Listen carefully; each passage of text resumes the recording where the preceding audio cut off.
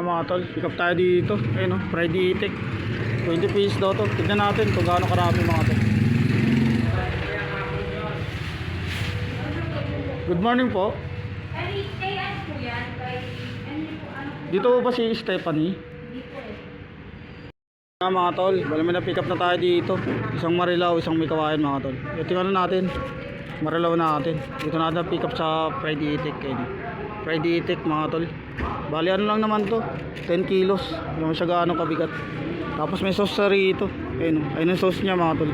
Tapos ito yung may kawayan natin. Sample lang siya mga tol. Ito sample.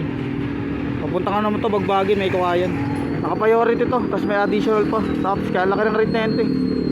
Yan yung mga booking natin mga tol. Bali ito papasok pa natin sa loob. Siguro di na natin sasabayan yan. Okay na yan. Kasi ano eh, madali ata itong ano natin, may kawayan mga tol. Kaya yun nga mga tol. Ayun, may Friday itik rin dito mga tol. Ayun. Marami dito sa Bustos, Friday itik. Dito tayo nakapick up.